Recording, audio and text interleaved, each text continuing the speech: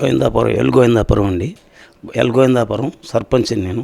ఉమ్మనేని బాబు, సన్నాపు ఆదినారాయణ.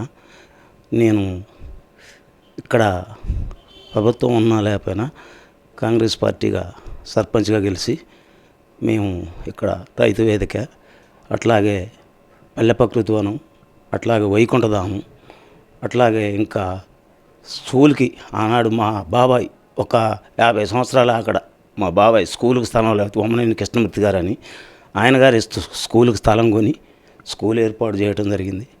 అట్లాగే రైతు వేదిక, 1 కోటి రూపాయలకు సీసీ రోడ్లు, అట్లాగే ఎస్సీలకి ఒక 18 బోర్లు బట్టి గారు 18 బోర్లు ఇచ్చి 18 బోర్లకి మోటార్లు ఇందిరా జలపేప తరపున 18 బోర్లు, వాటికి మోటార్లు, అట్లాగే 1 కోటి రూపాయలకి సీసీ రోడ్లు, ఇంకా పింఛన్లు.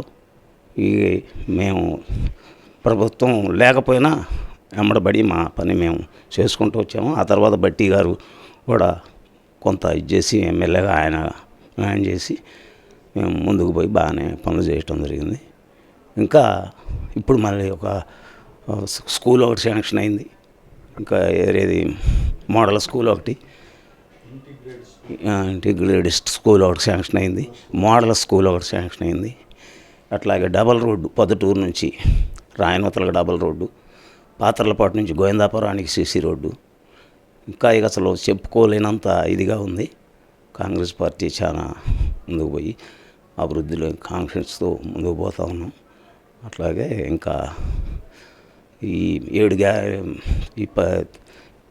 గ్యారెంటీల దాని మీద కూడా ఎక్కువ శాతం అన్ని అమలవుతున్నాయి.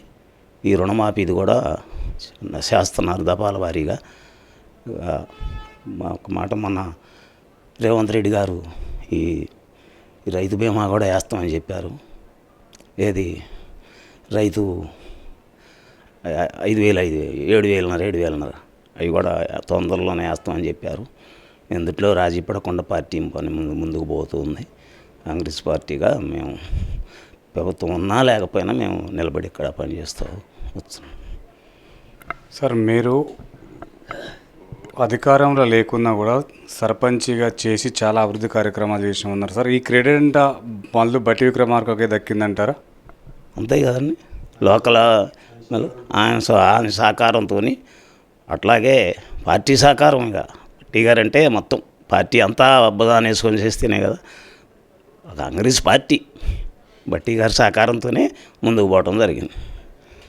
సార్, ఇప్పుడు బట్టి విక్రమార్క గారు గత కొన్ని ఏళ్ల నుంచి కూడా పార్టీకే పనిచేస్తున్నారు సార్. అంత సీనియర్ నాయకుడు ఓన్లీ ఉప ముఖ్యమంత్రితో సరిపెట్టుకోవడానికి గల కారణాలు చెప్పగలరా? అంటే ఇక అది పార్టీ ఏ నిర్ణయించితే దానికే పట్టుబడి ఉండాలండి. ఇప్పుడు మనం ఎంత చేసినా ఎట్లున్నా అది పార్టీ నిర్ణయం. అది నేనైనంతే, బట్టి గారు అయినంతే, ఇంకొక కార్యకర్త అయినంతే. పార్టీ ఏది చెప్తే దాన్ని ఫాలో కావటం. అట్లయితేనే పార్టీ ముందుకు పోతుంది. సార్, ఇప్పుడు బట్టి విక్రమార్క గారు ఎప్పటి నుంచో కాంగ్రెస్ పార్టీలో పనిచేస్తున్నారు సార్. ఈ కాన్స్టిట్యున్సీలో ఓటమి లేని నాయకుడు అంటే బట్టి విక్రమార్క గారు. ఎలాంటి అభివృద్ధి కార్యక్రమాలు చేసిండు సార్ ఇక్కడ? అసలు ఆయనకి పార్టీలు, కులాలు, మతాలు ఇవన్నీ ఏం అక్కర్లేదు. నాకు యాపత వచ్చిందంటే ప్రతి వ్యక్తికి పనిచేయటమే ఆయన లక్ష్యం. నా ఓడు నేవోడు కాదు. ఎక్కడ ఈ ఊరికి ఏం అవసరం, ఏ ప్రజలకు ఏం అవసరం, రోడ్డు అవసరమా, నీళ్ళు అవసరమా, ఇల్లు అవసరమా, రేషన్ కార్డు అవసరమా, ఏం ఇబ్బంది ఉంది, ఆ ఇబ్బందిని ఎట్ట పరిష్కరించాలా. నిదట్లో కూడా ఆయనకు అదే పని. నిద్ర ఏ గంట పోతాడో కానీ నిదట్లో కూడా అదే పనిలో ఉంటాడేమో అనుకుంటున్నాను నేను. సార్, కాంగ్రెస్ పార్టీ ప్రవేశపెట్టిన 6 గ్యారంటీలు ఈ విలేజ్లో ఎన్ని అమలైనాయి సార్? 6 గ్యారంటీలు ఇప్పుడు కరెంటుది ఒకటి అయిందండి, అట్లాగే గ్యాస్ది ఒకటి అయింది, అట్లాగే ఇప్పుడు రుణమాఫీది ఒకటి, బస్సుది ఒకటి, మొత్తం 4 అయినాయి అండి. ఇప్పుడు ఈ రైతుది కూడా వేస్తానని చెప్తున్నారు. 5వది స్టార్ట్ అవుతుంది. దాదాపు అన్నీ సాల్వ్ అవుతూనే ఉన్నాయి. సార్, ఈ 6 గ్యారంటీల మీద ప్రజలు చాలా సమస్యలు మా దృష్టికి తీసుకొచ్చారు సార్. కరెంటు కూడా చాలామందికి కాలేదు, గ్యాస్ ఒకటి కాలేదు, రుణమాఫీ కూడా చాలామందికి కాలేదని చెప్పేసి చెప్తున్నారు సార్. దీనిపైన మీరు ఏం నిర్ణయం తీసుకోబోతున్నారు? ఇప్పుడు రుణమాఫీ అంటే అండి, రుణమాఫీ దఫాల వరకు 1,00,000 నుంచి 1,50,000 వరకు చేసుకుంటూ వచ్చారు. ఇప్పుడు 2 లక్షల పైన ఉన్న వాళ్ళది ఏం జరుగుతుందంటే, ఎక్కడో బ్యాంకులో కొద్దిగా తేడా ఉండో, లేదంటే రేషన్ కార్డు లేకనో, ఇంకా చిన్న చిన్న సమస్యలు ఉన్నాయి, అవన్నీ గ్రామాల్లోకి వచ్చి అవన్నీ సమస్యలు తీసుకొని అవి కూడా చేసుకుంటూ పోతామని చెబుతుంది ప్రభుత్వం. దాన్నే మేము కూడా ప్రజల్లోకి తీసుకుపోతున్నాం. జరిగేది అదే తప్ప ఏరే ఇది కాదండి. ఆ కాజు మీద ఏం ఆపటానికో రైతులను ఇబ్బంది పెట్టడానికో కాదు. ఆ చిన్న చిన్న సమస్యలన్నీ సాల్వ్ చేయకుండా పోతే రేపు మళ్ళీ సమస్యలు ఎదుర్కోవాలి కదా, దానికోసమే. సార్ స్థానిక మీ గ్రామ ప్రజలే ఏమంటున్నారు సార్, ఈ రేషన్ కార్డు లేకుండా ఈ 6 గ్యారెంటీలకు ముడిపెట్టడంతో చాలా సమస్యలు వస్తున్నాయి సార్. రేషన్ కార్డు ఇచ్చిన తర్వాత 6 గ్యారెంటీలు అమలు చేస్తే బాగుండేది అంటున్నారు సార్. నిజంగా రేషన్ కార్డు లేని పరిస్థితి ఏందో చూపిద్దాం సార్. ఇప్పుడు నెక్స్ట్ అదే రేషన్ కార్డులదే వదలటానికి సిద్ధంగా ఉన్నారు సార్. ఇప్పుడు రేషన్ కార్డులు కూడా ఇవ్వటానికి ఏర్పాట్లు చేస్తున్నారు. ఇప్పుడు ఇల్లు రావాలంటే రేషన్ కార్డే ముఖ్యం. కొత్త రేషన్ కార్డులు కూడా ఏర్పాట్లు చేస్తామని చెబుతున్నారు. దాన్ని కూడా మేము సార్ ముందు పెడతాను ఉన్నాం సార్. రేషన్ కార్డులు ఇచ్చిన తర్వాత ఈ కార్యక్రమాలు చేస్తే బాగుండేది కదా ప్రజలు అంటున్నమాట సార్. ఇప్పుడు సంవత్సరం గడిచిపోయింది, నువ్వేం చేసినావు అని ప్రతిపక్షాలు వాదన చేస్తున్నాయి కదా, దానికోసం అడుగు ముందుకేయాలిగా. ప్రతిపక్షాలు వాదన చేస్తున్నాయి, కార్డు ఇవన్నీ మరి ఇవన్నీ సమకూరిన దాకంటే ప్రజలు ఊకోరుగా. ఈ పని నడుతుండాలి, ఆ పని నడుతుండాలి. అంతేగాని ఇప్పుడు సంవత్సరం అయింది నువ్వేం చేసినావు అని మొదలు పెడుతూనే ఉన్నారు. కానీ వాళ్ళకి ఛాన్స్ ఇవ్వద్దనిగా, మనం అన్న పని చేసి చూపించాలన్నదే ప్రభుత్వం లక్ష్యం. సార్ గత ప్రభుత్వం కూడా చాలా పథకాలు తీసుకొచ్చింది సార్. సీఎం బండ్ రిలీఫ్ అని చెప్పేసి, దళిత బంధు, గిరిజన బంధు, ఇలా చాలా తీసుకొచ్చింది. ఎన్ని అమలైనాయి సార్ ఈ ఊర్లో? అసలు ఎక్కడైనాయండి? ఇప్పుడు రుణమాఫీ అని చెప్పిండు, 10 సంవత్సరాలు లక్ష తెచ్చినోడికి 3 లక్షలు అయినాయి. ఇవాళ అదే పరిస్థితి, రైతు మట్టి గరిచి కోలుకోలేని పరిస్థితి అది. ఈ డబల్ బెడ్రూమ్ అనడు, ఊరికి 5 ఇచ్చిండు, చెరువులలో శ్మశాన వాటికల్లో వాగుల్లో. అసలు ఈ ఊళ్ళో ఒక్కటి కూడా రాలే. అసలు ఇక్కడ ఏమీ వచ్చిన దాఖలాలు లేవు. అది పరిస్థితి సార్. ఇక్కడ వరదలు వచ్చి వరద బాధితులకు ఎలాంటి సాయం అందలేదని చెప్పేసి ప్రతిపక్షాలు ఆదుకోలేరు, మిత్రపక్షాలు కూడా ఆదుకోలేరు అని చెప్పి అంటున్నారు సార్. నిజంగా వాళ్ళకి న్యాయం జరిగిందంటారా? వచ్చినాయి సార్. ఇక్కడ మా ఊళ్ళోనే 14 మందికి వచ్చినాయి సార్. 14 మందికి బట్టలు వచ్చినాయి, 16,000 అమౌంట్ వచ్చినాయి, తెచ్చుకున్నారు కూడా. మీరు గ్రామంలోకి పోయి ఎంక్వైరీ చేసినా ఇబ్బంది లేదు. అటువంటిది 3వ రోజే పడ్డాయి. ఇక ఎవరో చెప్తుంటారండి అవన్నీ. అసలు వాస్తవంగా చేసినోడి మీద రాళ్ళు వేసేది, చేయకుండా 9 సంవత్సరాలు గడిచినోడిని అడిగేది ఎక్కులేదు సార్. ఈ 6 గ్యారెంటీలో భాగమైన ఒకటి ఉచిత బస్సు. ఆ ఉచిత బస్సు పేదలక ఉద్యోగస్తులకా సార్? ఇక ఏళ్ళకి వాళ్ళకి అనేది ప్రపోజల్ పెట్టకపోవటం అనేది కొద్దిగా జనంలో అది ఉంది. కానీ సార్ ప్రభుత్వం ఇది ఎడదలు చేసింది, ఏళ్ళకి వాళ్ళకి అనేది ఇప్పుడైతే జరగదు. నెక్స్ట్ మళ్ళీ ఏమన్నా అచ్చం తెల్ల కార్డు వాళ్ళకి అని నిర్ణయించదేమో ప్రభుత్వం ఆలోచనలో పడి అని చూస్తున్నాం. అంటే అది కొంత తేడా ఉంది. ఉద్యోగస్తులకు కూడా వర్తించితే కొద్దిగా ఇప్పుడు బండి నడపటం కష్టమే అనేది జనంలో ఉంది. కానీ ప్రభుత్వం ఆ ఆలోచన చేయకుండా మహిళలకు అందరికీ అన్నది, దాని మీద కొద్దిగా ఆలోచన చేసి ఏమైనా మార్పులు చేర్పులు జరిగితే జరగవచ్చు. సరే, రోడ్డు మార్గాలు లేవు, తర్వాత బస్సుల కొరత బాగుంది, ఒకటే బస్సు రావటం పోవటం, ఇట్లాంటివి చాలా చోట్ల జరుగుతున్నాయి సార్. వీటి మీద ఎలాంటి నిర్ణయం తీసుకోబోతుంది సార్ ప్రభుత్వం?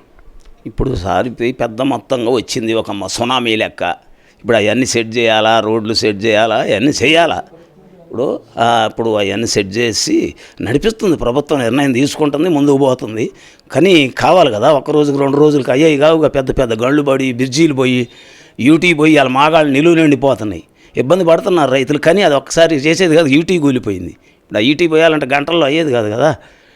అట్లాంటి ఇబ్బందుల వల్ల కొద్దిగా ముందుకు పోతుంది ప్రభుత్వం. అయితే ఒక్కసారి ఒక సునామీ లెక్క వస్తే ఎవరు ఏం చేయలేం కదండి. వాళ్ళ పైన వాళ్ళు చేస్తున్నారు నిద్ర లేకుండా. సార్ ఇక్కడ ఉన్న బీఆర్ఎస్ పార్టీ వాళ్ళు కానీ, అంటే ప్రతిపక్షం వాళ్ళు అన్నట్టు, ప్రతిపక్షం వాళ్ళు ఏమంటారు, మేము ప్రవేశపెట్టిన పథకాలు మాత్రమే ఇస్తున్నారు, కళ్యాణ లక్ష్మి చూసుకుంటే చాలా ఉన్నాయి, అయ్యే ఇస్తున్నారు సార్, వాళ్ళు ప్రవేశపెట్టిన పథకాలు మాకు ఒక్కటి కూడా రావట్లేదు అని అంటున్నారు సార్. ఇది ఎంతవరకు వాస్తవం? అసలు ఆయన ప్రపోజల్ చేసేదేం సార్? అది కళ్యాణ లక్ష్మి ఎప్పటి నుంచో వస్తుంది. ఈరోజు ఆయన ప్రపోజల్ చేసేది ఏముంది? ఎప్పటి నుంచో వస్తుంది, అది కొనసాగిస్తూనే ఉన్నారు. కొత్తవి అమలు చేశారు, నడుస్తూనే ఉంది. ఇంకా ఆయన చేసిన రాజశేఖర రెడ్డి గారి దగ్గర నుంచి వస్తున్నాయి. ఇవాళ కొత్తగా ఏముంది? ఆయన కొత్తగా పెట్టిన ఏం లేదు కదా. ఇందరం ఇళ్ళు అని ఇస్తే ఒక్కొక్క ఇంట్లో 2కి ఇచ్చారు, తండ్రి కొడుకు కానీ అత్తా కోడలకు కానీ. నువ్వు ఎక్కడన్నా ఇచ్చిన వాట్లా?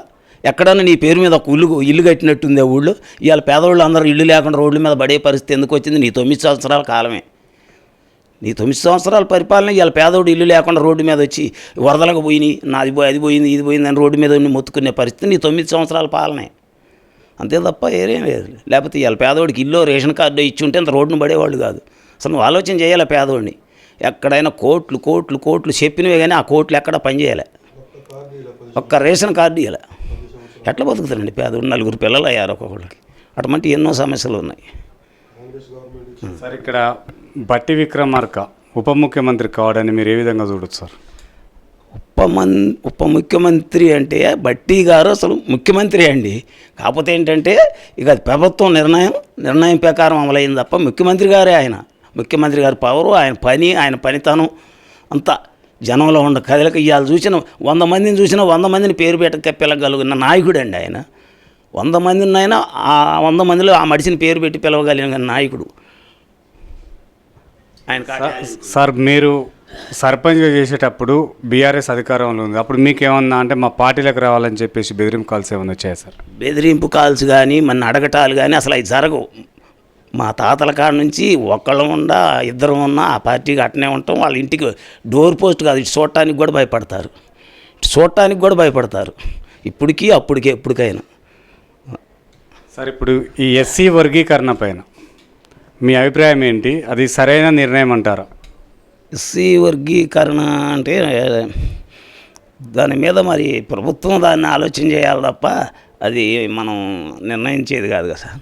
అది ప్రభుత్వం నిర్ణయం తీసుకోవాలి. అది ప్రభుత్వం ఏదైతే బాగుంటుంది, ఏదైతే లాభ నష్టం లేకుండా ఉంటుంది దాన్ని ఆలోచన చేసి ప్రభుత్వం తీసుకుంటుంది ఆ నిర్ణయం. ఎందుకంటే మనం ఎవరిని దోచిందో వాళ్ళు చెప్తే అది అమలయ్యేది కాదు, ముందుకు పోయేది కాదు. సార్ ఇక్కడున్న ప్రతిపక్ష నాయకులు మా కేసీఆర్ కొట్లాడడంతో ఈ ఓసీ వర్గీకరణ ఏర్పడింది, దాన్ని ఇప్పుడున్న రేవంత్ రెడ్డి గారు అడ్డుపడుతున్నాడు, ఎక్కడ కానిస్తలేడని చెప్పేసి అంటున్నారు సార్. మరి కేసీఆర్ తెచ్చిండా, రేవంత్ రెడ్డి తెచ్చిండా, లేక మందకృష్ణ మాదిగ గారి 30 ఏళ్ళ శ్రమ ఫలితం దక్కిందంటారా? ఇప్పుడు కేసీఆర్ గారు తెస్తే ఇస్తే ఇప్పుడు దాకెందుకు ఆగింది? వీళ్ళు వచ్చాక ఇచ్చే పరిస్థితి ఎందుకు వచ్చింది? కేసీఆర్ గారు ఇస్తే మరి ఆ 9 సంవత్సరాలు నేను ఇవ్వచ్చు కదా. దళిత బంధు గట్ట చింతకాని మండలం ఒకటే ఇచ్చి చేతులు దులుపుకున్నట్టు ఒక మండలం ఇస్తే పని అయిపోద్దండి. అట్నే ఉంటుంది. ఏదో బట్టి గారు మరియమ్మ గారి ఆ కేసు దాని మీద ఒత్తిడికి తట్టుకోలేక ఆ కేసును మాఫీ చేసుకోవడం కోసం ఆడొక మండలానికి ఇచ్చిండు దళిత బంధు. మరి ఎంత లెక్క ఇవ్వగలిగిండు? ఆ మసాలా వాసన చూపిస్తే ఓళ్ళు అన్నీ వస్తుంది అనుకున్నాడు, కానీ అది సాధ్యపడలే. సార్ ఈ కాన్స్టిట్యున్సీలో గత ప్రభుత్వంలో ప్రవేశపెట్టిన దళిత బంధు కానీ గిరిజన బంధు కానీ డబుల్ బెడ్రూమ్ ఇళ్ళు కానీ ఎన్ని వచ్చినాయి సార్? ఇక్కడ అసలు డబుల్ బెడ్రూమ్ రాలేదండి. బీసీ బంధు కొద్ది గొప్ప వచ్చినాయి, 4-5. ఇక దళిత బంధు చింతకాని మండలం ఒకటే, ఇక ఎక్కడా రాలే.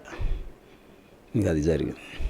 సార్ బట్టి విక్రమార్క గారు ప్రవేశపెట్టిన బడ్జెట్ ఎవరికి ఉపయోగపడే విధంగా ఉంది, ఎవరికి లాభం సార్? అది ఏ బడ్జెట్ అంటారు సార్?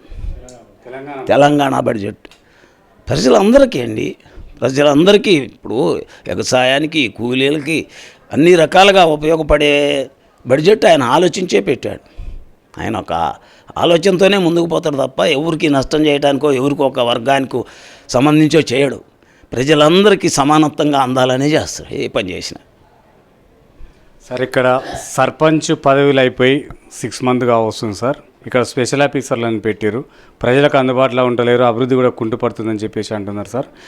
ఎందుకు జేపీఎం జరుగుతుంది, ఎన్నికలు ఇంకెప్పుడు జరుగుతాయని ప్రజలు అంటున్నారు. మీరు ఏం సమాధానం చెప్తారు సార్? అలా ఎందుకు జరుగుతుందంటే సార్ ఇప్పుడు ఈ నెలలో కానీ వచ్చే నెలలో కానీ పెట్టాలని ఆలోచన చేశారు సార్.